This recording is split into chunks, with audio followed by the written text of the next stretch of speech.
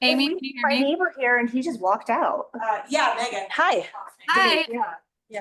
So sorry I just got the recording going. So sorry to interrupt. My name is Megan. I'm the public information officer. I'm sorry I'm there, and sorry if you hear chicken cooking in the background. But At least we won't be able to smell it.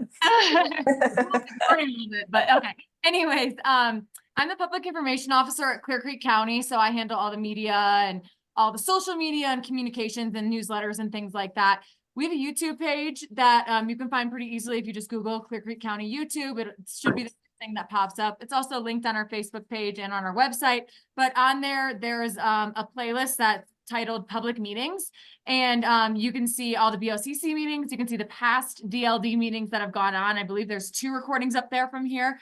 But I really encourage you to take a look at that. And then also we have a great Clear Creek County forum where you can see all of that kind of fun stuff on there. And I also link the videos on there as well. So I promise it's out there. And if you have any questions, I can put my email in the chat and feel free to reach out to me and I can point you in the right direction. Great, thank you. Thank you. What about having it in Dumont again?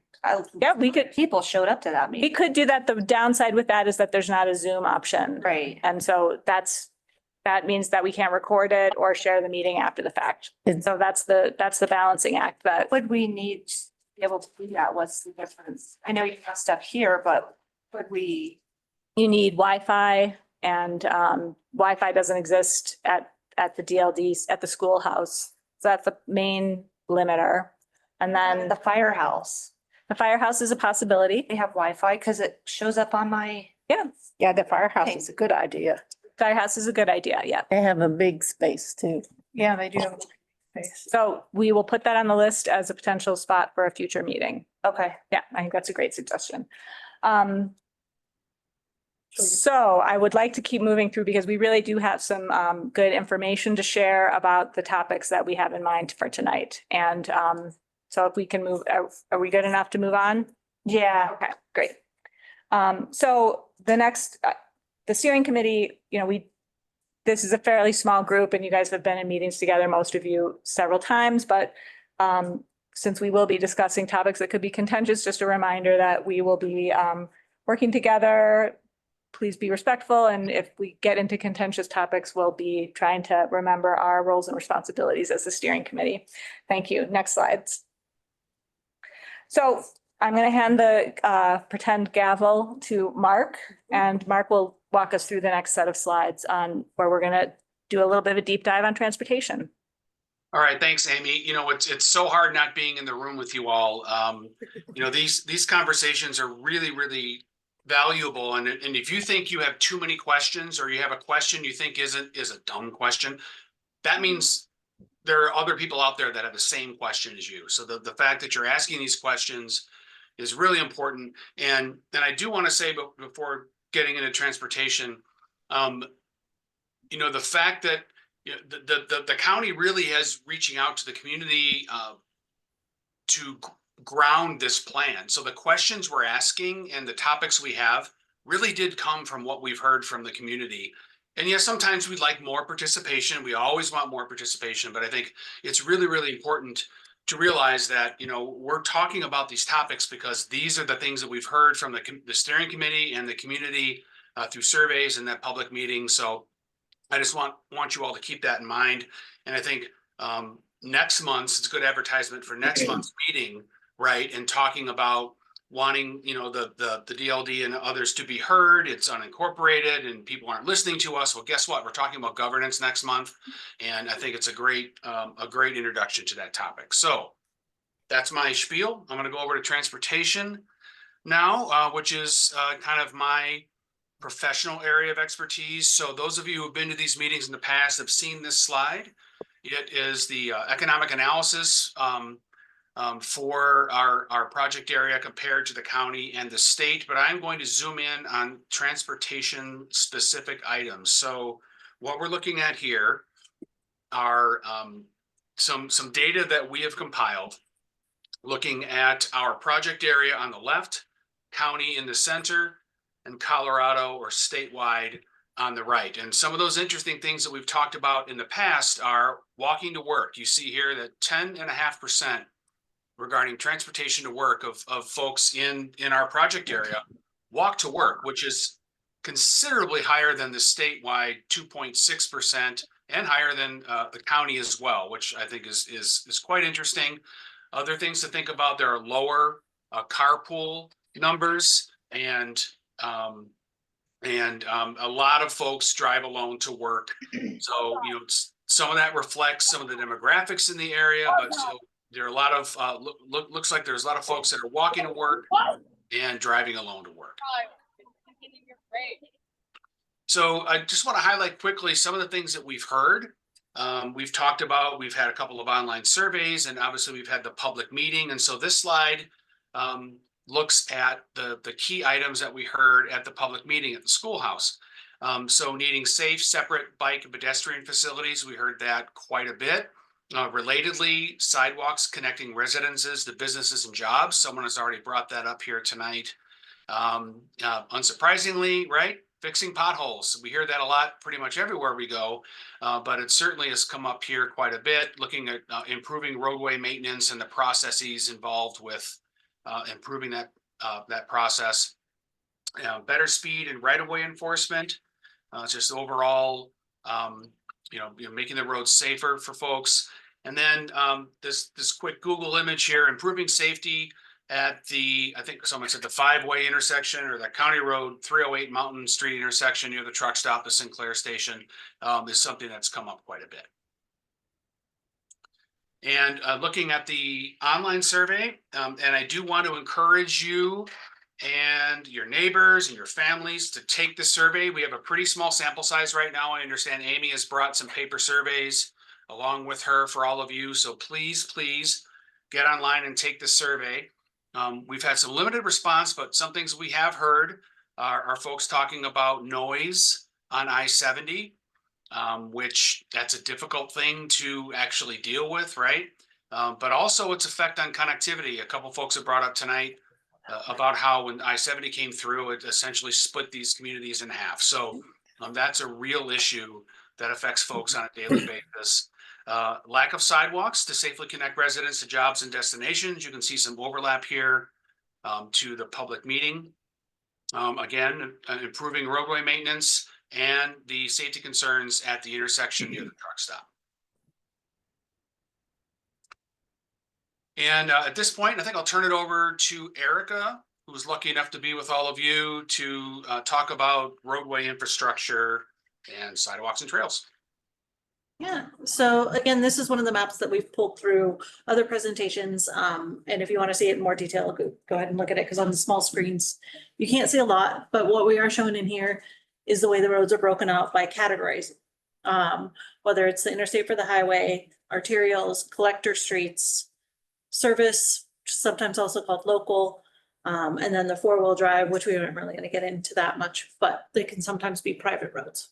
Mark, if you want to flip to the slide. So these are typical sections of those types of roadways based on the county standards. So this is if we were to build one of these today, we would build it to these standards. So a 2-lane arterial road, County Road 308. I know 308 actually have gravel shoulders instead of fully paved, but they're fully wide shoulders, as opposed to short shoulders that you would see on the collector road. And then on local roads, there's both paved and unpaved options. Mark, on the next slide if you want to flip it.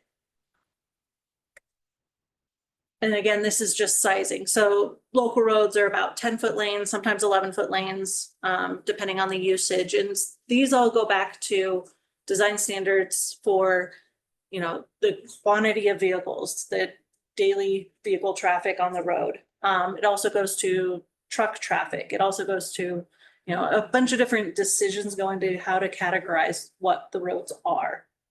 And so when we're talking about these roads, I just wanted to go over kind of these terms so that when we do talk, we're all saying the same thing. We're all on the same page of what we're thinking of when we're looking at these types of roads. And the other thing with these is these have different levels of maintenance and different levels of commitment. So, we're talking about the arterial roads in the county. They are going to be county priority 1 maintenance roads, and that's plowing and that's potholes and that sort of thing, or they're included with the CDOT, maintenance plan. So the county has worked out maintenance plans with CDOT where CDOT maintains some of these roads as well. When we're talking about collector roads, they're kind of secondary. You know, they get plowed after everything else, after the biggest roads get plowed. They get some attention, but maybe they don't have everything. But these are the really important ones that are kind of those connector side streets. The roads that are coming into County Road 308, the ones that you're going to go from your community to get to that work office, to get to that building, to get to your friend's place. So those collector roads are really, really important and kind of end up being a lot of a focus because they don't get the big, easy attention from the county and CDOT, but they are the ones where they get used. They're your daily use roads. And then with the local roads, you know, maybe they never get plowed or they only get plowed out for an emergency access or something along those lines. They tend to not get striped even. I have a stripe showing on here just to clarify that, but they're not striped. Some of them don't even get pavement. Right, they're not paved. They're different levels. And those local roads, usually they're not going to get a lot of that access. We're not going to put in, you know, a whole bunch of sidewalks on every single local road like it's a built out brand new neighborhood or anything. So it's just understanding what those roadway types are, how they're used when we use these terminologies to make sure that we're all on the same page. And then, so the county doesn't typically use a curb, gutter, and sidewalk design for county roads that you'll see in the city. But as we're talking about it, we need to talk about what we would do if we had those types. So Mark, if you want to flip to the next one. So using again the terminology with sidewalks, they can be attached or detached. Attached sidewalks are typically the curb and gutter to get that safety vertical separation from the roadway. Detached can have curb and gutter and then be detached, or they could just be separated well enough that they are outside the roadway hazard. And again, that'll depend on the roadway.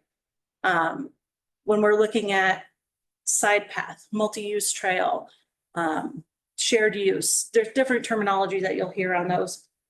Those can be associated with the roadway or without. They could curve and go off to the side and then come back and then be adjacent to the road for a while. The other big part of that is the size. So sidewalks, typically 4 feet to 8 feet. Generally, they're for pedestrians only. When we start talking about multi-use path or shared use, you're looking at least 8 feet to 12 feet. Generally speaking, you don't want bikes on there if it's going to be less than 10 feet. So that's where you start looking at who's using it, how they're using it, and where it's going to go. So if you're saying, you know, we just want a sidewalk here, you're saying we're not concerned about bikes using this area, or the bikes can share the road, that type of situation. If you're like, you know, we think this is going to be a bike connection because there's a park over here, then you want to be talking more about we need a shared use path or a trail. So just kind of breaking down some of those terminologies of what to call something, to make sure that we understand what you're thinking, with what we use quite a bit. So that's the general roadway overview on transportation. I think that's all the slides I had right now, right, Mark? Is there a way to take off that? The meeting being recorded. I don't think there is, no. Okay. Sorry. But I can tell you it's Super what it annoying. says. So the pathway, 8 to 12 feet, and it's in metric as well. And then roadway separation is a 5 foot minimum. 5 foot. So And is there a handout of all these slides that you're using tonight? We do not have a handout, no. we didn't do paper. They will be posted, so. This will be posted on Yes. the website. Also, did you say 308 has gravel shoulders? Yeah, so it doesn't have paved shoulders everywhere. So technically, if it's a major arterial, now it would get the 2 lanes of traffic and a full width shoulder that's paved all the way out. And if you drive through it now, it just always So, It Yeah, doesn't I at all. was gonna say most of 308 doesn't have any shoulder. Yeah.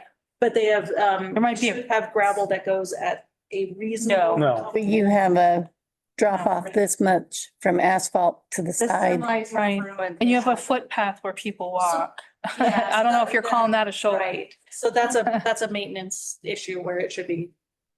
In, Maintaining there as is, it and there is a fairly wide right of way, but like in Yeah. Lawson, there's a gravel shoulder, and in some parts of Downeyville and Dumont, there's a, It's just coming off the road though. yeah. It's all in- breaking up. Oh, yeah.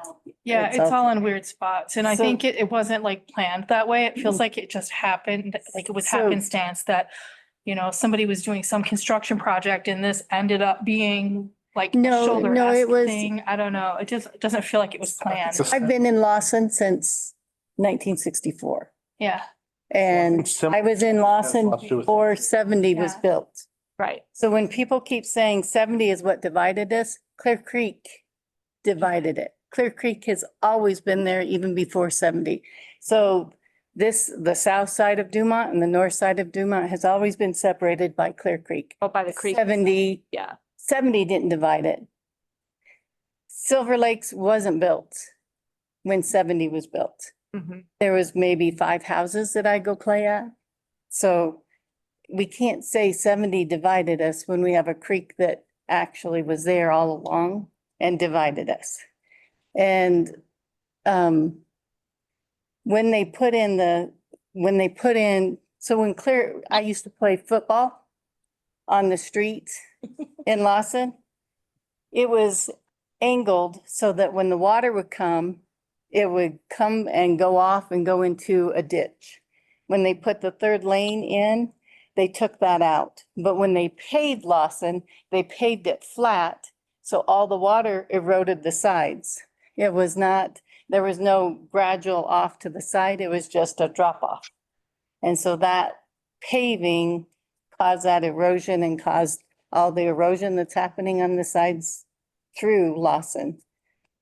Absolutely right, and that's a huge part of the discussion of when there is projects related to the roadway, the ripple effect. So if we wanted to add curb and gutter, we generally might have to lower the roadway 6 inches because otherwise the driveways would go backwards. Or, that curb and gutter, now we have to put in inlets and more culverts and more storm drainage to manage it. So it's a big part of the discussion when you look at, we can't just put a sidewalk somewhere. And I do a lot of sidewalk projects, and I always joke that the reason there's no sidewalk there is because it's really hard to put a sidewalk there at this point. Like, if it was easy, there would already be sidewalks on any of my projects. By the time they get to me, it's because it's hard. They need a wall, they need drainage, they need something. But doing that and knowing, we know better now is kind of one of those things. But yeah, originally, sloping it down, that was the smart design. But maybe it wasn't taken into consideration well when they decided to pave it. So.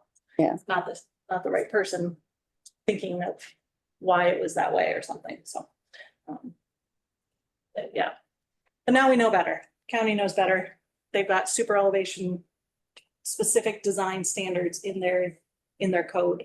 Well, it was state that paved it, not county.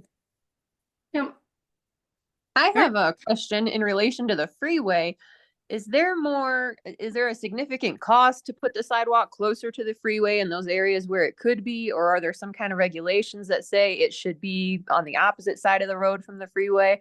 Because that's something I would ask is like, can we squish it all in with I-70, or is that guardrail not enough to separate the two traffic lanes?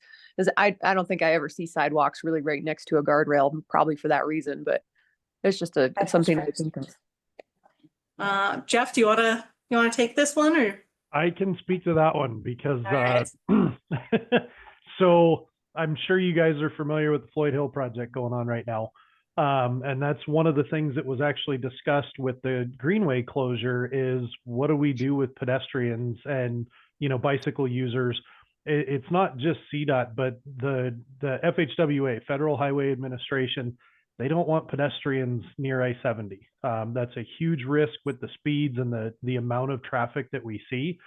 So when you're talking about guardrail and you're talking about the metal guardrail, we have to plan for a distance behind that guardrail so that if a car runs into it at the posted speed limit, how far that's going to deform and go, towards the exterior of the roadway. Who drives Okay, the speed limit? Exactly. That's a great point. Who drives the speed limit? So, we know that barrier is going to move even farther. So we definitely don't want sidewalks behind that. The concrete barrier, very similar. Okay, so granted, it's a lot more stout. If you guys have looked at the new Type 9 that we're putting in now, it's twice as thick as at the bottom as the old stuff used to be. But still, if somebody hits that at that kind of rate of speed, it's still going to move. Okay. And that's a risk we don't want to take, that you're inviting pedestrians and bicyclists to be in that area.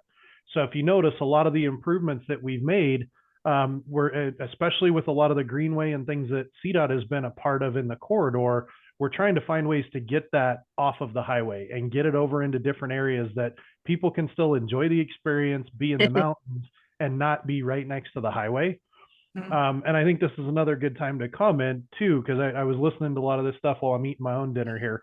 But it's the renderings on this sheet that we're looking at right here on the picture, these are great. But the reality is, and you all know this is a valley. Okay. And you've got a highway, you've got a creek, and then you've got really steep walls that, at least in the DLD area, it starts to get a little bit more open. And, you don't have quite the verticalness that we have from Floyd Hill up to Idaho Springs, and even through parts of Idaho Springs and over to Fall River Road and some of those areas before it kind of opens up at Dumont. So there's all those challenges as well that, it's great to say that you want an 8 to 12 foot pathway and then 5 feet of separation off the roadway. That's really hard to do in a lot of these places because the room just isn't there. Okay, so that's really where, you got to be creative, and us as the highway engineers, when we're looking at I-70 and we're working with the county on these projects, we're really trying hard to find places to put this stuff, but it's just not a big area to fit everything with all of the criteria that's out there to keep everybody safe. Yeah, we don't have that much space for a car moving at those speeds for sure. Right. And all the other stuff. Have you Well, seen and other? Go ahead. I was just going to say, I've spent enough time on the county roads too, because I was the project engineer for the westbound PPSL project. So we had a lot of stuff on the edges and building the walls and things around there. So I'm familiar with the county roads and seeing how people drive those as well. Oh, yeah. 308 and 314, it's not quite the racetrack that I-70 is, but it's still a little uncomfortable sometimes when, you see the bicyclists and you see the people using that area, and realize, we got to do our part as well and try to keep everybody safe. Yeah, certainly. Thank you. And have you seen, since you've seen, sound like you've been a couple places, have you seen like ever a creative use of, instead of a sidewalk, like a decking material or like a bridge literally built instead to help with that drainage, just go over it in the tight mountainy valleys? Sure. I mean, you can use the US 6 Canyon as a great example that Jeffco right now is putting in they're putting in a full-on bridge for part of the trail through there that does alleviate some of those concerns. However, cost is always a big factor in everything we do. I don't like to bring it up. It sounds more like an excuse than anything else, but I mean, you guys are well aware the cost of living everywhere around, it's not just Colorado, it's not just the Denver area. I mean, this is a nationwide thing. The cost of everything is going up. So, where that money comes from, how we get it. I mean, we're at the state, we fight the same battle. We're trying to get money to build projects, and it's got to come from somewhere. Sometimes you get it, sometimes you don't. We apply for a lot of grants. We follow a lot of those processes and try to get things to build even more. But, that's kind of the biggest hang up is there's lots of great ideas. And I mean, there's engineers way smarter than I am that could come up with ways to get people around and to get bicycles around. But at what, what's that cutoff? At what cost? And at what point is it reasonable to say we can put this here and it's going to be safe and it's going to work for a lot of people, or we can spend 10 times as much and have this extravagant bridge and everything that gets people completely away from the situation. And you have to make those decisions. Makes sense. Thank you. Uh-huh. I have a question. Sure. Actually, I have two questions. I'm glad that Jeff is on the call because he has worked so many projects with us. So thank you for being here, Jeff. And what I was looking at is the cover picture from the study. And if you look at that, and we say we want to accommodate pedestrians so they can get to the post office, so they can get to the businesses at Downeyville. And if you look at what we've got to work with, certainly if you look on the right-hand side of that picture, trying to fit a sidewalk in there where businesses have parking, it's private property, I can see that being an expensive challenge. What if you look to the side that is delineated by the guardrail? Is it possible, Jeff, to adjust that guardrail closer to the highway? Because it's a hill that goes down to the driveway. And what you're protecting against with that guardrail is not people leaving I-70 and crashing into County Road 308. You're protecting people who are driving on County Road 308 from crashing down onto I-70, I think. Right. Is it possible to make some adjustments there that would allow for pedestrian pathway or whatever? Safer for pedestrians and still be safe for the vehicular traffic?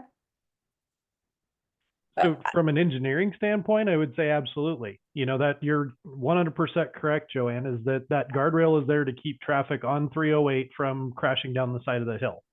You know, and that would be true if County Road 308 existed and then the rest of that was just mountain terrain that went down to the creek. If I-70 didn't exist, you would still have that guardrail there. Right.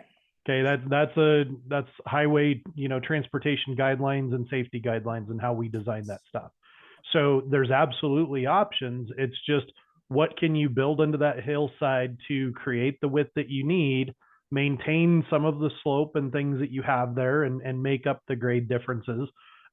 So, you know, there's lots of ways to do that. There's different kinds of walls that can be built. You can remove material from the area and lessen the slope as you build out. I mean, there's lots of things that can be done. It just depends on, like you said, there's private property everywhere, who owns what, who has access to what, what's going on underneath. I know that particular area, I think as you kind of go a little bit further to call it the west, I think we're looking kind of north right now. But you start getting into Milk Creek right there, right? So you've got water and everything coming through. There's some wetlands involved in there. So you have to account for all of that as well. But it's not impossible. No, it's not impossible by any stretch. Engineers are good at coming up with ways to solve problems, but everything behind that guardrail is probably the state's right of way, you know, where it's not private property. Yeah, and that's possible totally. But I think the main point is if our community says we want sidewalks, then we will figure out how to build them and solve the various problems and every single inch of the sidewalk will have a myriad of problems to solve, like the creek, like wetlands, like slope, like right of way, and the parking. Every single step is going to have problems. So we're definitely not going to be able to figure out where the sidewalk's going to go in this meeting. But if one of the priorities identified by this group is that pedestrian safety and mobility is really important, that is something that can help guide long-term planning and guide the priorities that county staff and others can use to guide our future work. And then we will have to have other conversations like this to help solve the problems of where we put that sidewalk and how we make sure the considerations in designing that sidewalk are also community informed. So if you want to participate in your community and help make sure we do things, that your community does things in smart ways, it's going to mean sitting in more rooms like this and dealing. Joanne and I have sat in a gajillion meetings to discuss CDOT projects where we are going foot by foot and trying to figure out each problem with every foot of, like the westbound project that we worked with Jeff on, but we would do a similar project process to move through a sidewalk design and solve all the problems. But I want to make the point that we don't have to constrain our vision and our priorities based on engineering difficulties.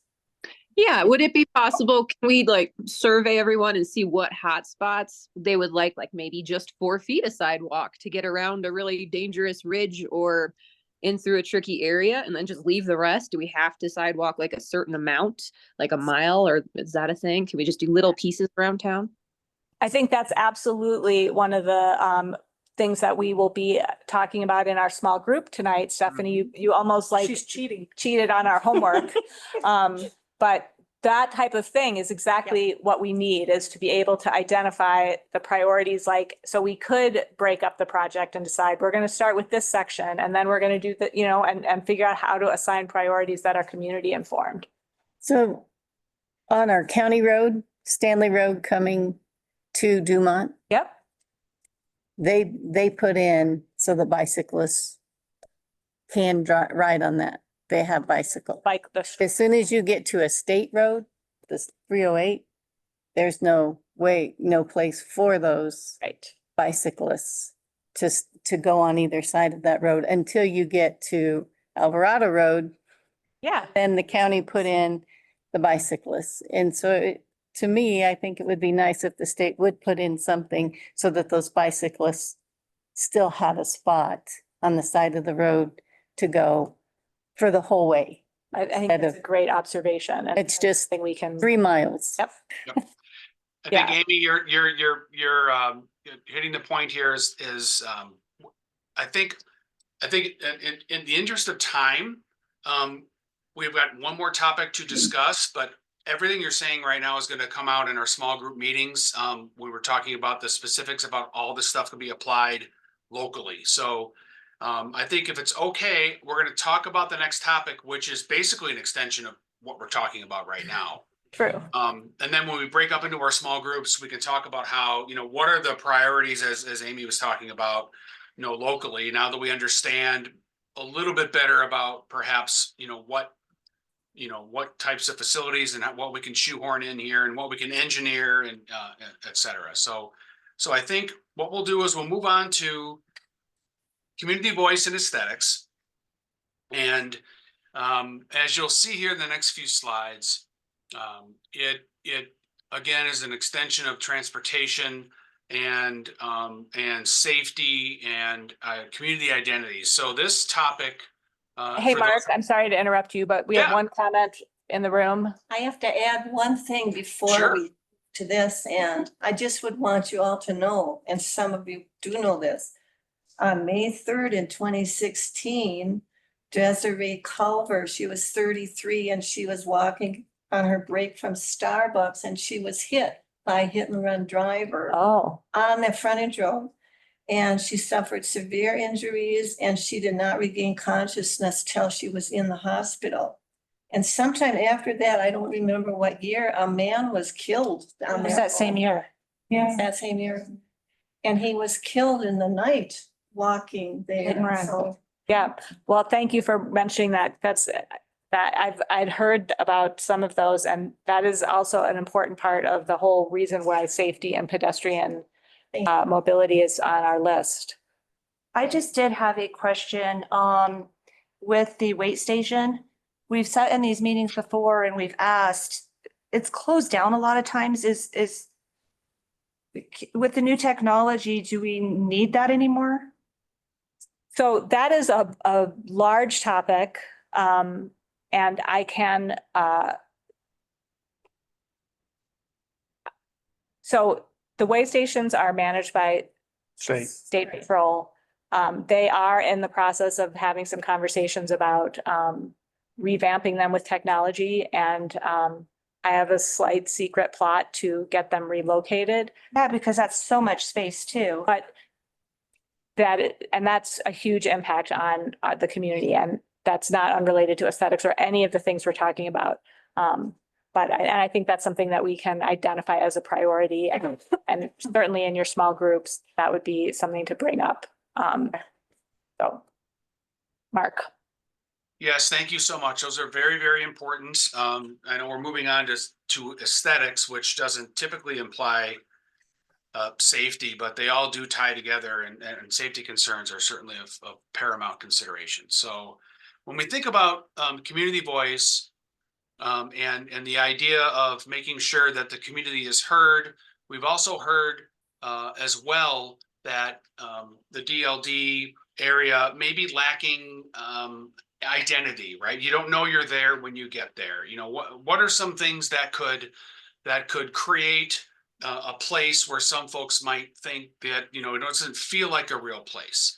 And so this slide here kind of summarizes what we heard at the public meeting and the online survey that's out there right now. Again, take the survey, please. The key items we've heard are trash and snow removal came up quite a bit, especially trash, and maintenance, potholes, road maintenance. We've talked about that. And again, community identity and urban design. So if you go online and take the survey, you'll see this, a question related to this. We've talked about curb and gutter, but also maybe welcome signage, flowers, other things that might help the community identify itself and make it make you know you've arrived there when you get there. And so in addition to this sort of stock pothole photo, we have an image here in Georgetown, Argentine Street on the lower right. And it's you know, fairly similar to 308 in terms of the street type, but you know, they have these street lights, a theme of street lights running down the street, and the xeriscape that you see here between the sidewalk and the curb and gutter. It sort of announces itself as a place, as something that's different than other places. And I say this because I want to introduce this topic of thinking about the different amenities and items you might see in your community that might differentiate yourself from other communities, or at least improving the pedestrian experience and even the motorist experience. So here's some examples of, you know, perhaps benches or lighting. We hear about lighting a lot, and there's quite a few examples here about lighting. And we bring this up because if we think about increasing the sidewalk infrastructure in the area, you know, providing safe walkways and places for folks and their families to walk from where they live to where they shop and where they work. A big part of that is going to be lighting. You know, you know, 308 is one example. If we look at sidewalk along 308, that doesn't exist today. We may want to consider improved pedestrian lighting to make people feel safer when they're walking at those hours of the day where the sun's not up. And so we have different examples here of lighting that we show communities that we work with. Some are more modern than others, but the idea is to think about, you know, maybe there's a theme, maybe there are banners, and it's kind of hard to see, I'm sure, if you're in that room, but some lightings have banners or flower pots that can be hung. And, you know, there's the older acorn style lighting, but there's also some newer style lighting. So it's just a way to think about a functional aspect of infrastructure, lighting our sidewalks and streets, contributing to a community's identity and sense of place. Or to think about it in another perspective, can we save money without lighting? Can you put in like only 4 feet of sidewalk instead of 5? Is there a specific length of sidewalk that requires lighting? I have not heard a width of sidewalk that requires lighting, but I will say, Stephanie, that 4 feet is narrower than a recommended width for a sidewalk. You know, you want to accommodate folks in wheelchairs and in mobility and other methods than those of us that can walk and run. So I think usually 5 or 6 feet is the minimum width that we're looking for. But to your point, and we've talked about this before, we have areas out in this area and others where you just simply cannot get a 6-foot sidewalk, right? You have to get a 4-foot sidewalk, but it still needs to be lit. You know, the sidewalk width doesn't really affect, you know, the idea of just wanting to make sure you've got some light out there. Okay, thank you.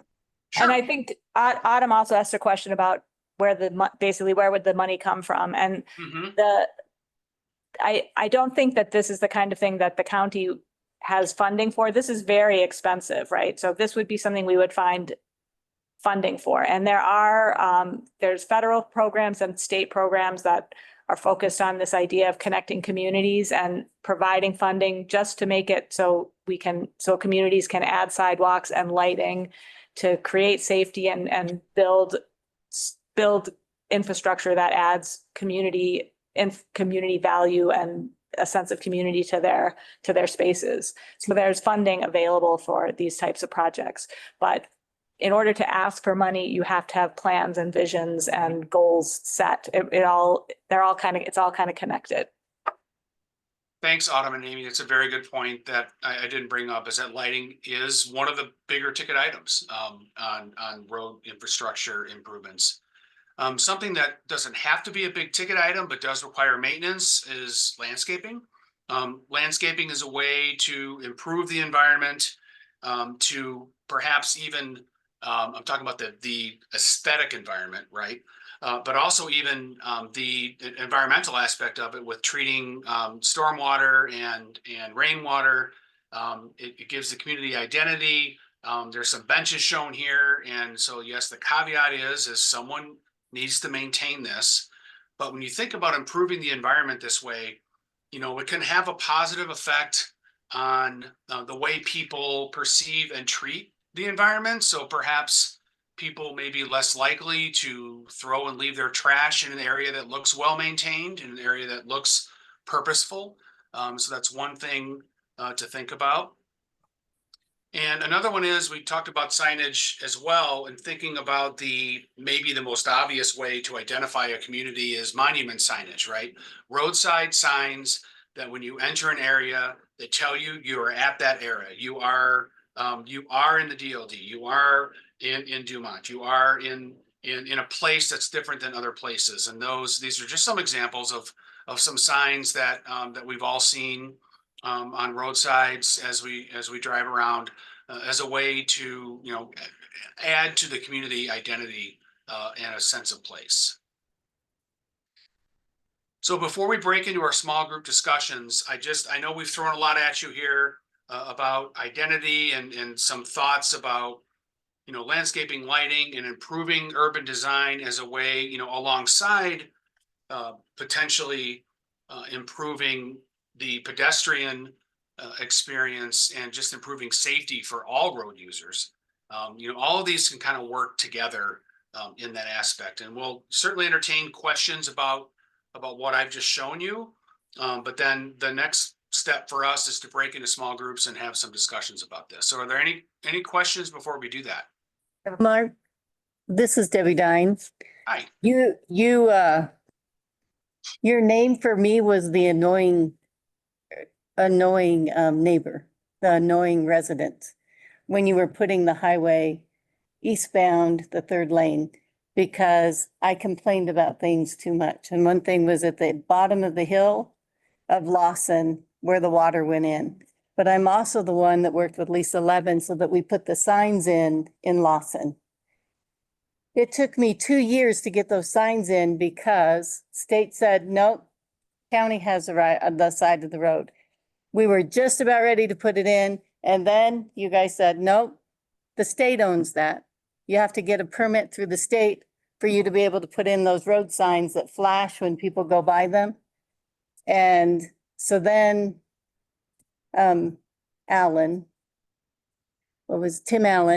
had to then do all the paperwork for the state to get those road signs put in, to say how fast you're going and to flash and all of that. Lawson has, I believe, 4 streetlights that go through Lawson at the bottom. And I believe the county pays for those streetlights that go through Lawson, but it doesn't slow anybody down, and it doesn't make anyone recognize that they're in Lawson and a community that they should be going 30 miles an hour in. So I'm just saying those are great ideas, but we have to go through so much paperwork with the county, with the state to get anything put on the side of highway or County Road 308. It's complicated. It is complicated. Yes. That's a good comment. Mm-hmm. Jody? So I have a question. By this presentation, it looks like we're talking about 308. Nothing, we're not limited to one. Because Yeah. this would be. No, I'm glad you said something. Yeah. Very expensive. Mhm. And if you build a sidewalk with a roadway like that, I will volunteer to put flowers in that area. So we are not talking about any specific section or Would that be more practical than putting it in front of my house or, you know? we want this sidewalk only in front of your house. Yeah. Kathy. We know how much you want My it. 8 customers would love that. This is generally just to get a sense of what the goals are for the people in this room who have participated in this conversation about what are your thoughts on aesthetics? What are your thoughts generally on sidewalks? There is no like goal or plan to build a sidewalk from point A to point B. The goal is to hear from this community things like Debbie's note about complexity with County Road 308 and her experience. Goals like somebody might say, well, why would we have entrance signs? We have 3 town names. How would we decide what to put on it? You know, like, And all the entry points.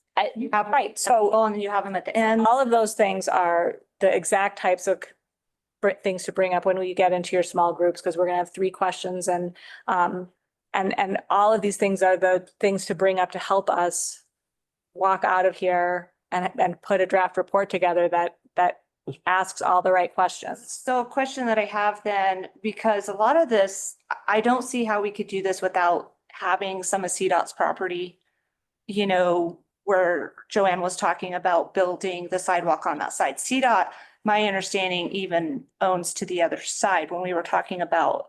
Question about that. Go ahead, though. I was gonna say, we have like potholes that go all the way in front of the post office, Taco Bell, because CDOT, my understanding, owns that property, not maintained at all. That will follow up. Good, because that is an issue through the DLD area. Yes. Is who has the right of way? How big is it? Who has responsibility for Right. doing something to it? I mean, the battle, just so you don't wreck your car pulling into the post office. The county won't fix the road. The owner of the post office property won't fix his potholes because it's in the right of way. Have you I seen the think one at Taco Bell now? So haven't gone there. But I say, But listen, I think that ought to be a goal of this, is to figure out who is responsible for what when you're talking about the. that is, it is a known thing. It is a known thing. From the gas station, Yeah. where all the semis. Yes. It is not unknown, and Jeff is on this call and was on a call with me and some folks from CDOT Monday, where we confirmed CDOT is responsible for County Road 308, including the shoulders between, Right away from the center line. I mean, the guy who owns the post office needs to get so into a face-to-face conversation with. right of way, Responsibilities. the right of way extends fairly wide from the road. But It's 15 feet it's, from the middle to the side. yeah, it's Like 50. probably an additional lane. And if it's But- not paved and if it's not turned into a shoulder, who is responsible? CDOT is responsible. And potholes. CDOT is responsible. so does the county know that locals are going out with trash buckets of dirt filling these potholes themselves? I heard that. We used to do it on our road all the If time. I count as the county. So yes, the county knows that happened after the last meeting. That somebody, It's kind of taking care of ourselves at this point. right, I think that comes into the governance part we're gonna get into next week of how we know what it is, but how do we? do it? Governance. Like, it's responsible. I gotta, we can't all call, our lead technician at CDOT and have his cell phone number. But what do we do? Do we call, everybody call Amy? Cause that would be fun too. that would work. Clear Creek County's liaison to CDOT. I am Absolutely. I am Clear So, Creek County's liaison to see that, and that would work if you want to do that, that would work for me. I can contact And the we maintenance can people. dig and see into that Seriously, next- that would work. Yeah. Next time, um, so. Emails. Well, my car, they won't even rotate my tires anymore because everything is, I got the alignment done, I got new shocks done. It's just a disaster anymore. So Thank you. I do want to move us into the next phase so you can have these conversations in your small groups and note them and then report out after we have the conversations. And so I think that's I'd like to keep that to at least have us do that and stick to our plan. And that will also allow the people online to have a conversation as well. And this may be a small group thing, but I gotta say, high level, to me, aesthetics is gonna be so far down the list. Yes. We have so many big fish to fry. You're asking us to put icing on a cake that doesn't exist. I am not asking you to do anything. I'm asking. I know, this isn't, But so that's perfect. you know what I mean? Yeah. So let's Way. Yeah, when I saw the lights and then where you put the pretty flowers and stuff, I'm thinking, well, that would be wonderful, like, but. yeah. And the thing is we have lights in Lawson. So let's move into the small groups. One and so. I'm gonna, Sheila. we're gonna move into the small group discussions. What are you guys? Mark, you and I did not make a game plan for exactly how we were gonna do this. Yeah, well, I'm happy to kind of kick that off. It is on. Yeah, you can take the group online, but anyway, sorry. Yes, so we've got a couple of folks, couple of, non-agency folks online so I will lead. So we're gonna break up into small groups. I'll leave those of you in the room to determine whether it's one or two groups. And I will take the group that's online. And what we'll do is typically each group picks a facilitator and note taker. That person gets to report back to the larger group after we're finished. So keep that in mind. And the three questions that we're going to discuss are what aesthetic improvements in DLD would you want? And we just kind of talked about that. Other questions: where should new sidewalks be prioritized? And where or what on the transportation network are there safety concerns? Typically, we know that these questions will spur conversation in other adjacent areas, and that's completely fine and encouraged. But what we'll do is we will break into our groups, and the facilitator will ask these three questions. And we're going to look for about 20 minutes here, right, Amy and Erica? Yep. And so they will time us. And so what we want to make sure is that you all in that room mute us and mute you, right? We don't want to hear you. You don't want to hear us. Right. So I'll leave that to you. And then, so I will facilitate the group that's online. Jeff, Adam, Autumn, Stephanie, and Diane. And we'll come back in 20 minutes and report back.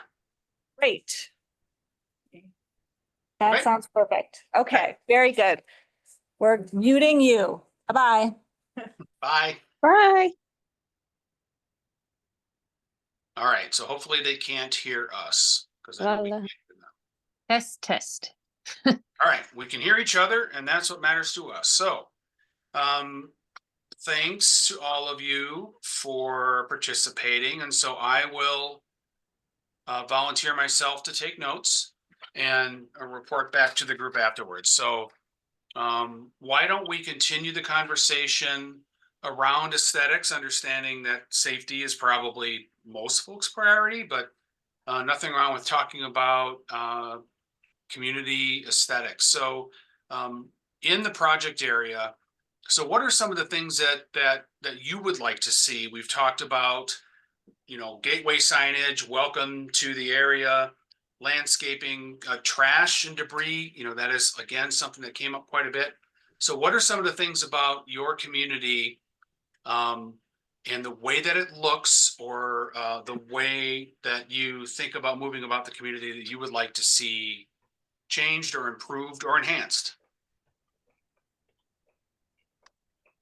I could start. I would Great. say, this is Stephanie, I would say I really would be in favor of a trash pickup, just because that seems like something that wouldn't cost as much money. And I know there's generous trash companies in this area like Doyle, who might want to participate to help advertise. But the things I really joined in this meeting for were a specific spot right in front of the trailer park next to the Sinclair and Subway and Taco Bell. There's a little part where the mountain literally cuts all the way up to the pavement of the road. So you have to look in the road to make sure there's nobody coming for a good long ways, especially if you're walking with a small child or a dog and you're going to take a few minutes to get around that little part of the mountain, because you have to walk in the road. There's no way around it.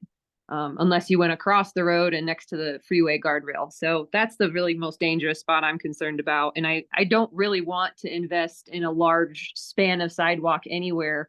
I just rather address like those tight spots where things are really dangerous. Because I actually don't want streetlights. I think it's light pollution more than anything. I don't feel like there's that many people walking around at night where we need lights.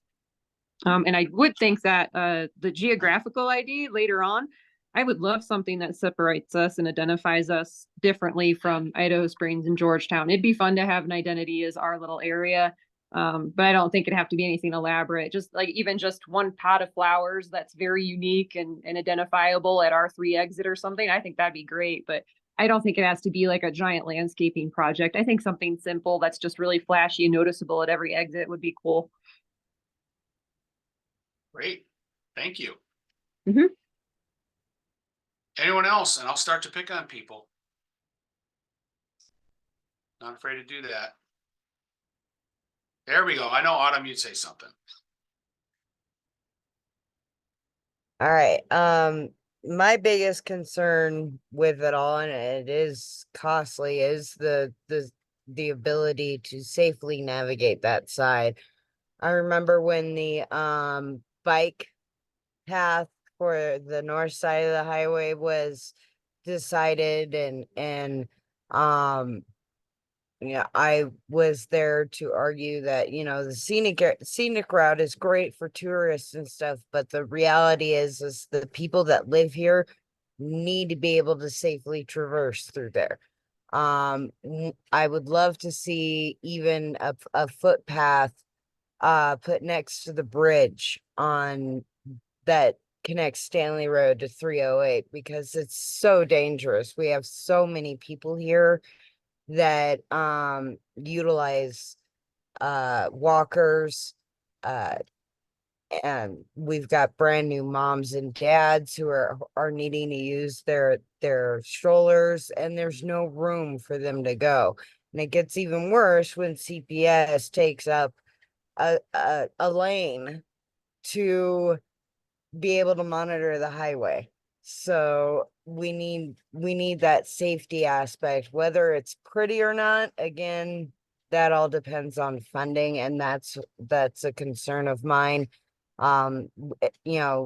Reality is we've gone for grants before, for instance, with Roundabout, looking for $300 million and only got 50 million and had to add a route.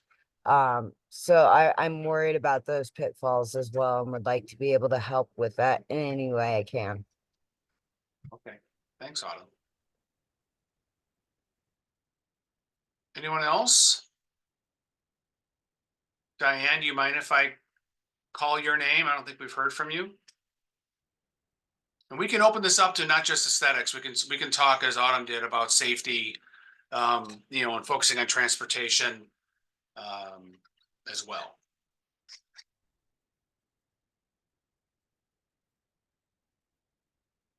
Okay, well, what about this could be, Jeff or Adam as well. Are there other areas where safety is an issue? We've talked about the way station, truck stop, intersection, other locations. Should we be looking at other locations? And it doesn't even have to be specific. What about, we've heard a lot about connecting residents to businesses and jobs. What should we be considering there?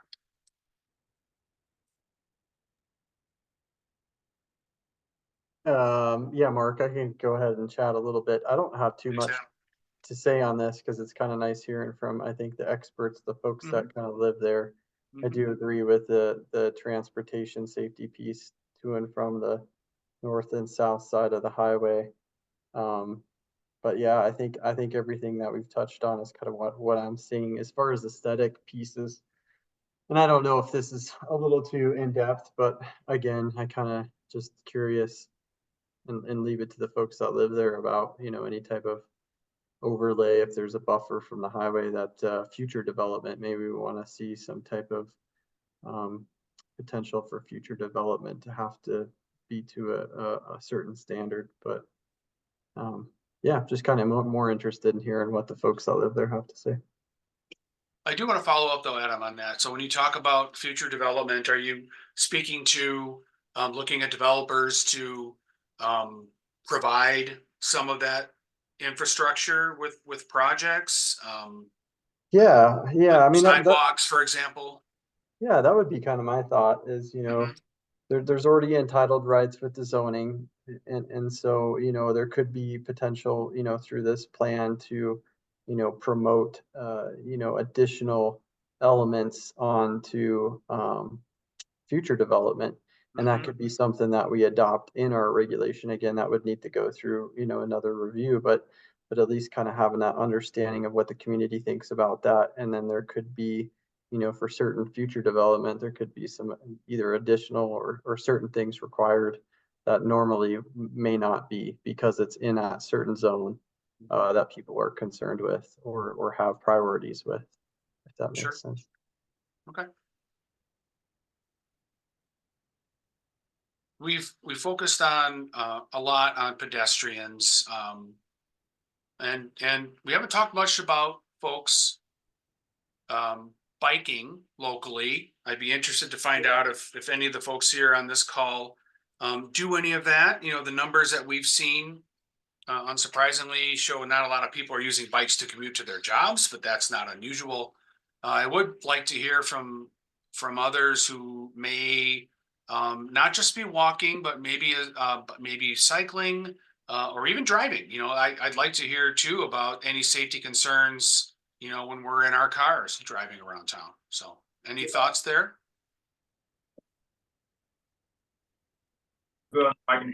Thanks for asking. My husband bicycles a lot around for exercise, and he says he thinks it's pretty good. He's not very high maintenance, so he's happy with it. I both recreate bike, and I sometimes bike to work. So I'm right across the freeway from it. I actually work at the animal shelter, so it's like a mile. It's very nice, but I can only speak to this section of the county road between the Sinclair and the bridge to Dumont, down by the post office, and I feel like there's enough space where I can get away from cars on both sides. It's really nice. The bridge is the only constraining part where you got to hop up on that weird 2-foot or 2-inch raise there.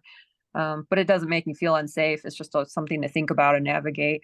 But I could see where it'd be a problem for somebody else on wheels that maybe isn't a mountain biker or doesn't like technical stuff. That would throw them off a little bit. And the mountain bike trails are pretty awesome. I'm very happy with them. Great. My fiance has rode his bike to work before. I do have a 15-year-old that would love to be able to ride their bike more, but being able to get to the other side of the highway is a concern. Again, going back to the bridge there. And then, ideally they'd like to be able to bike clear up to Empire too, but the safety of that area is kind of questionable and at times, as it's known to be called Suicide Hill for a reason. But that's a conversation for another day. Another concern is when the bike path was being planned for the south side of the highway, it put it right along an area that does have a lot of rock fall, and I think we need to consider that as well. Yeah, and since we both agree on that bridge, is there, I don't know what the Greenway plans are. I haven't checked that website in a while, but I know Amy's involved in it and maybe some of you guys, but is there a way to wrap the Greenway design into the bridge? And would that come from county funding or the Greenway funding? If we wanted to do something to the bridge, would you be able to know? That's a great question. So I will bring this up when we come back together as a group, because you're right, Amy has all the institutional knowledge with the Greenway project. So I'm sure she can answer some of those questions. Thank you. Thank you.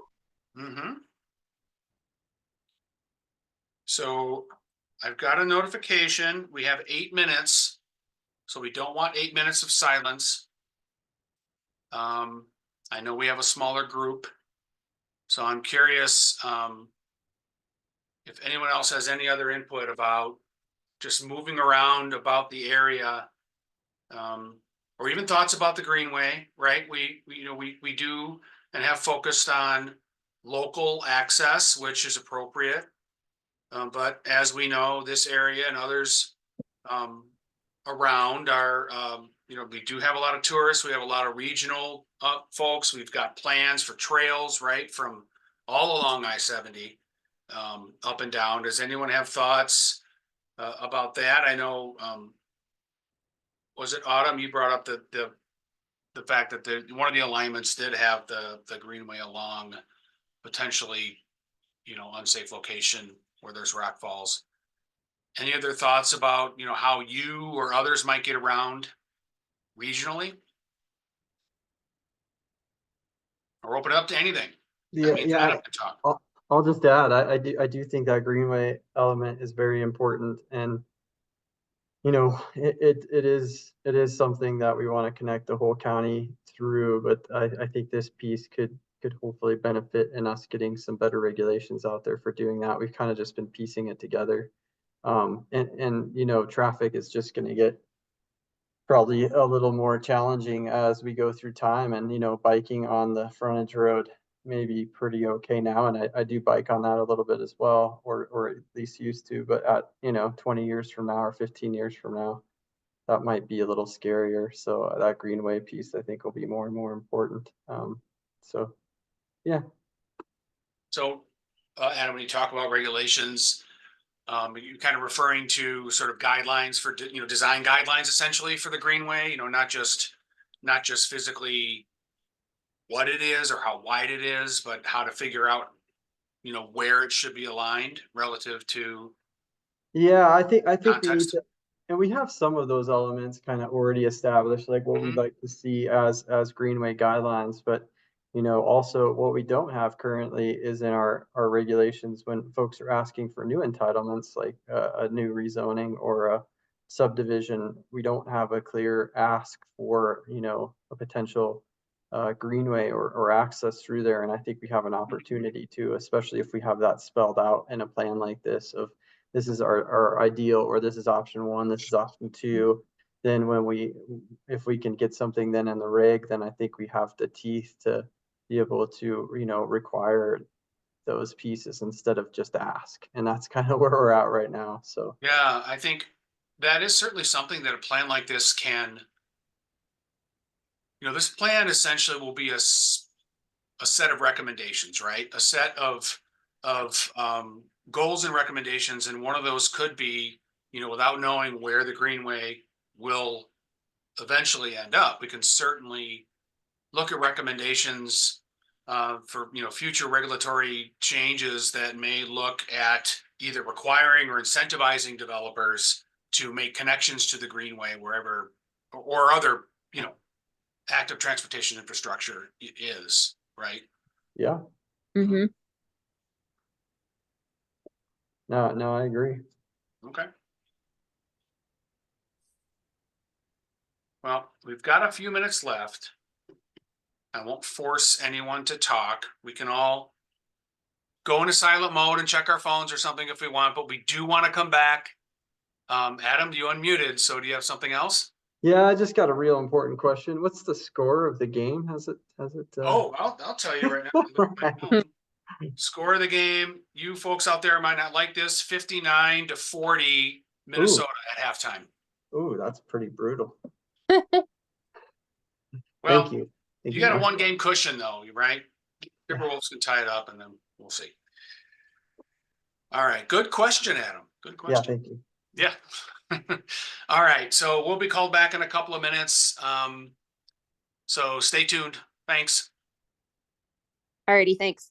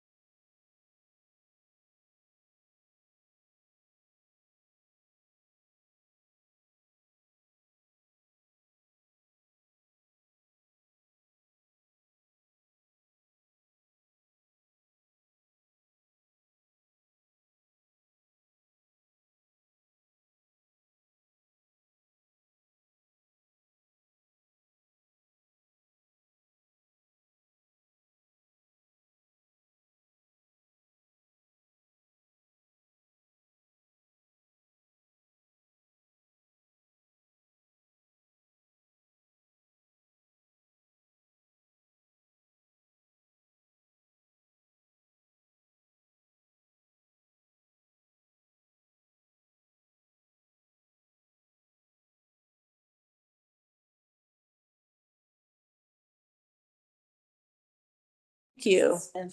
Gutter. Gutter pans. And Mark, can you hear us? There, I brought up this question. I can. Hear me? Yeah, It would probably keep it cleaner though, we are back. trash out as much. Thank you, everybody. Mark, Yeah, you just want to report out from your small group? sure. I'd be happy to. So, we had some discussion about aesthetics. I think most focused on other transportation issues, but I'll run down my list here. There's interest in a trash pickup and perhaps how that might not cost as much money depending on how or who does the trash pickup and collection. Looking at safety issue just west or near the mobile home park in Taco Bell. I'm sorry, can you guys hear me? We can hear you. Okay. Whoops, lost my notes. There they are. But there are locations in the area that just, there aren't enough room, or aren't a lot of room for sidewalks, right? Where the mountains and hills kind of creep right into the roadway. So those locations are going to be really tight and relatedly unsafe. Also thought about streetlights. I know we had one person who thought, maybe streetlights or abundance of them might not be great due to light pollution, something to think about. And but there was some interest in sort of having an identity, maybe not a robust effort around urban design, but maybe even flower pots at exits, but kind of something simple for folks when they get into town. And then looking more at transportation and safety, the ability to navigate, on the north side. It's not just something for tourists, a scenic route for tourists. It's also, we have to think about our local residents as well. Looking at a footpath next to the bridge connecting Stanley Road to 308. A lot of people walking and strolling in that area, and there's just not very safe for them right now. And again, interest in prioritizing safety. Aesthetics are fine, but in terms of prioritizing funding, safety should be first. And also some thoughts about, Adam shared some of this, about looking at future development and future developers and development proposals, maybe looking at requiring them or incentivizing them to provide sidewalks or connections to other pedestrian and bicycle infrastructure, and maybe the future greenway was something to think about. And just kind of wrap things up. Again, the difficulty crossing the highway. We talked about biking a little bit. We've got one resident who, whose husband bikes a lot, and she bikes and works at the animal shelter across the highway, right? But so for hardcore bikers, the cyclists will bike anywhere, but we've got other folks where it's not so easy. We've got teenagers where it's you're kind of concerned about them biking in the area. Some folks would like to bike clear up to Empire. For example, and a little bit of talk about the greenway, looking at perhaps designing it into that bridge I discussed earlier, and thinking about funding and then future regulations or design guidelines on the greenway. And Amy, there was some interest in finding out about where that process is at in terms of the greenway. Very good. Yeah, that's about it. Great. So what about your group, Erica? Yeah, it was good. We took some of the go big or go home to heart. And one of the things that came out was a pedestrian bridge.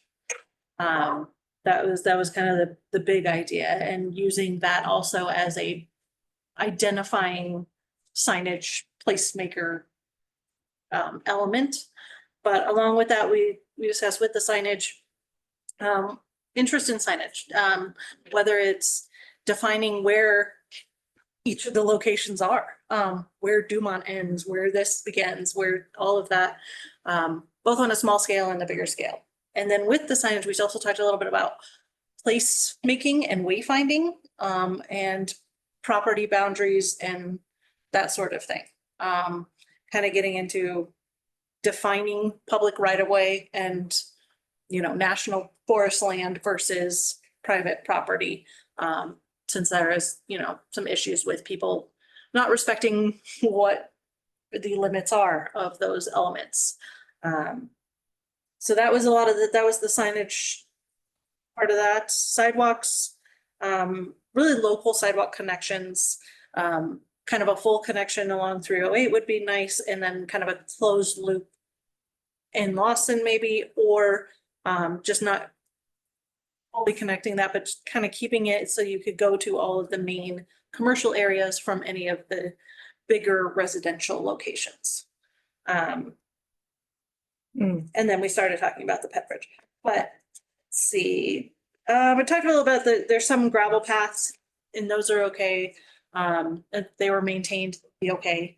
We didn't really get into the whole ADA concern of that, but Yeah. there is some of that we know. So I think I hit everything. Is there any other major ones you were taking notes as well? I think you got it. I got a quick one for Jeff. Yeah. Jeff, there is, on the 235 westbound exit leading into Dumont, there's a sign that is intended, I mean, it's a very important safety sign, that the people who are going eastbound on 308 and they think they're avoiding I-70 and they seem to think they should just keep going, even though the bridge crossing I-70 is right there and it's marked, that you should not proceed. There, it's a big sign though. And so if you're taking the exit and you don't want to take a rear view mirror off of your car, you are swerving off, it's a simple fix. Just cut that sign down a little bit so it's not so wide. That's a safety issue. People swerve all the time when they're taking that exit ramp. So that's for CDOT. That's something I can look into, Joanne. I'm going to write that one down. Thank you. I can do that for you. I have a list for CDOT, but it's not really about this project. Get that to me. Okay, so our group, full disclosure, I participated in the group as a resident, not as a facilitator. So our report out people are Sally and Linda. Okay. You want me to do it, Linda, and you're gonna plug in? Okay, whatever. you Okay, want. and then anything else that I miss? Okay. Okay, regarding the Dumont area is to make that more of a community center somehow with boundaries on it. And to address that five-way stop with possible roundabout or stoplights or bridges or whatever, but make it part of the community at that center. And relocate the way station if possible. And use curbs and gutters along in that area and design them to discourage semi-parking and put in some type of lighting plan. And that would be, reduced truck parking, yeah. And then to make it not look so random in that area where semis can park anywhere. So it would be a center community plan overall. And then on the Lawson part, did I get anything to put into that? I think you're doing good. And then on the Lawson part, we were talking about the fact that there's not sidewalks there. And maybe the community likes that level of rural. However, maybe sidewalks could be created with parallel parking there and bump outs along the sides of the streets so that parallel parking is really clear on where you can park on that main street in Lawson. For the residents. Was that? I said for the residents, Yeah, for the residents, right. not for everybody else. They can't park in their trailer and Right. take their four-wheelers and go on up? No? Oh, okay. And lighting there, street lighting, that's beautiful. Maybe solar lighting, that was brought up. Yeah, we get good solar exposure. We do. Right, Yeah. yeah. Our consensus in our little group was that the bike bike path, sidewalk, whatever, should be on the north side of the highway. And possibly on north of the businesses on the north side of the highway. Aren't there houses back there? There are, but they're, On the businesses part, it because could be possible. Well, like Taco Taco Bell Bell. though goes all the way to the property. they were part of the law study and they showed up with an attorney that represented them. And they said that they would be for a sidewalk on the backside of their businesses, on the north side, to connect them all. That actually came up in our group that that's kind of what people are doing now. Right. Their safety path. Right. Yeah, but I just don't see how Taco Bell could Taco have that Bell's with their business drive-through. goes- Yeah, their drive-through backs right up to private property. I don't know. Sanchez's. With that one, yeah. Sanchez property. And then our group also talked about a pedestrian walkway. Right. Yeah. Yeah, And a bridge. And a bridge. across Can I Dumont. ask Yeah. a question? And maybe it's a room question. What's the problem with the trucks parking there? Why don't we just make it a more aesthetically pleasing truck spot? instead Because of the something people that junky? live in those trailers have to breathe those fumes. Okay. So I had That's summer and winter, yeah. I mean, I don't live there, but I just assume that it's not good. Okay. And I guess I didn't realize that. instead of curb, maybe just putting a pan in there because Gutter it'd be pan. less And they dump their maintenance. trash off. Yeah, they do. Oh, yeah. So that's, I think that was. Regulate that, they have to have their engines off to park there. Is that a possibility? We could ask them. Of their engine. I want to bring up one thing that we didn't talk about, but when you said people speed through Lawson there. Yeah, they do. I don't know where it is. We go camping way up north and on this little road, here's an old police car just sitting there. And it's kind of neat and you think, oh, I like that. And then in Idaho Springs, across from the firehouse, there's a Summit County Sheriff's car there. And every time I see that, I slow down. Same thing in Empire. She's the one driving past in her neighborhood. I think they should put rumble strips in through there. These cars, something, aren't there? That's what Georgetown did. Yep, they did. Good safety. So I think that was what we had in our, go ahead, Jody. Okay, I just was gonna say something we didn't talk about. It's transportation, but it's not, but noise. The noise from the highway has gotten so bad. I can't even be out on my back deck. I can't be on the phone outside. Opening my windows in the summer sucks now. You know, the biggest noise for us is the truck brakes. Jake brakes. Brakes. Engine brakes. Can't they put like no Jake brakes in its area? It's in the state of Colorado. And it's a county law as well. It's a state law and it's a county law, but, Who and enforces it, right? this Very difficult to enforce. Right. Are there more truck fires when they're not allowed to use their Jake brakes? That's a question I have. they can put mufflers on their Jake brakes so it isn't loud. And They're, Well, you know, if we lived on a really steep hill, I'd understand, but it's fairly flat through there. yeah. They shouldn't have to use the Jake brake. Right. Vale has signs like no Jake brakes allowed. Yeah. Why don't we even just get a sign? Yeah, signs We on. have one, there's at least one in, by Bakerville, I think. But those are all good points as well. Those will be noted. The regular highway noise doesn't seem to be, I mean, you hear it, but I mean. you It's- bought a it's house pretty for loud in our like house, yeah. 70, I don't know. Oh, sometimes it gets my ears ringing. It's so loud and they It's come by, loud. I'm in my backyard and I'm like, oh my gosh. I think it was Randy Wheelock was talking about, he was somewhere and he didn't realize how loud it was. Yeah. And he just was like. It didn't "Whoa, used what to was be that loud, but there's just more and more traffic. Just, So it's getting louder and louder. The regular highway traffic has turned into white noise for me. Mhm. It's in the Maybe that. background. I don't really hear it. I do, but it's there. And I hear it at night when the windows are open in the summer. But the brakes on the trucks are the one where it's, That's the worst. Jesus, get off your brake. Yeah. You know, I can't even hear. Well, my I can TV say- sometimes. Thank you to CDOT for putting up behind Lawson, the concrete.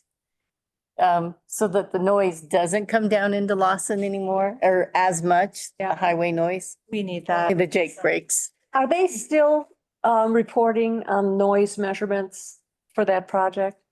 Noise is a part of the annual reporting. Yeah. Is part of the 1041. So has there been a change in noise level just gradually over? I don't know the answer to that. Has to be.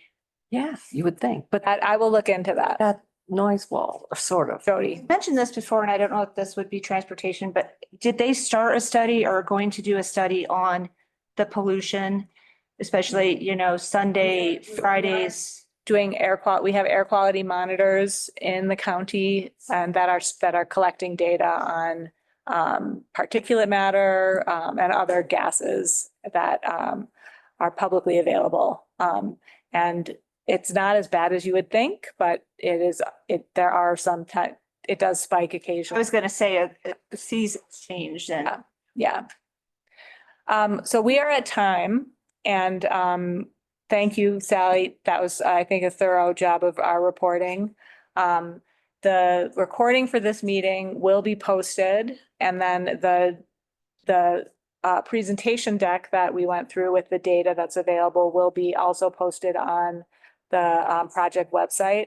For those of you who have not visited that yet, the general project website for the county is forum.clearcreekcounty.us.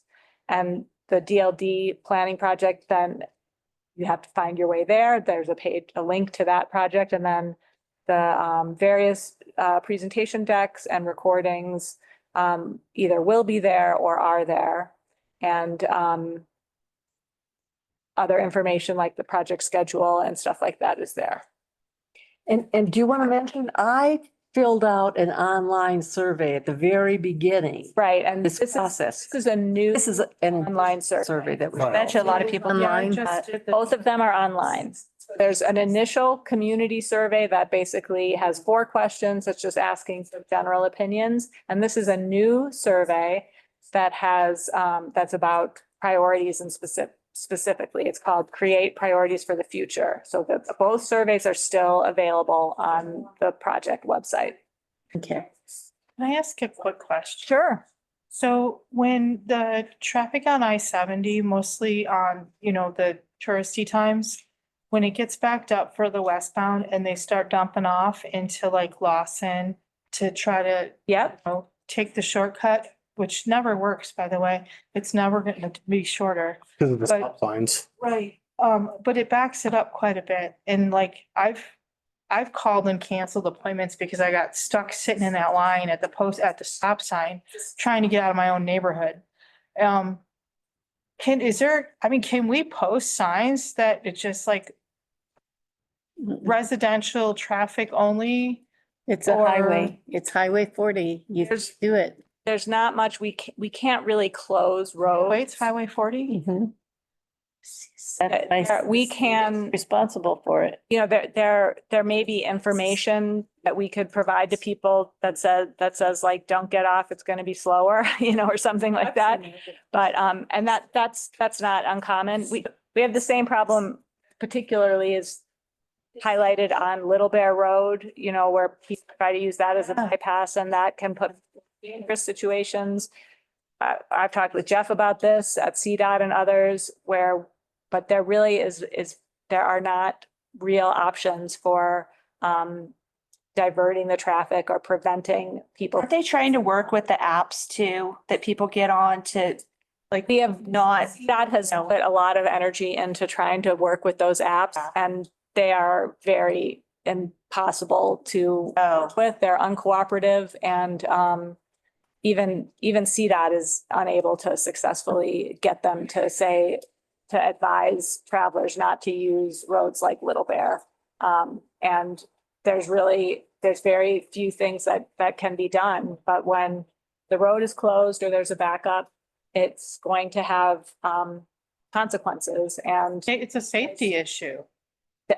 there's very, very little that we can do about that. If somebody were to need an ambulance in Lawson, And that came up during the bad snowstorm that we had recently, where the roads were closed. And that the things that we can do is try to make sure that as we work with CDOT on road closures and policies, that they allow EMS to move through a closure. And typically they do allow that.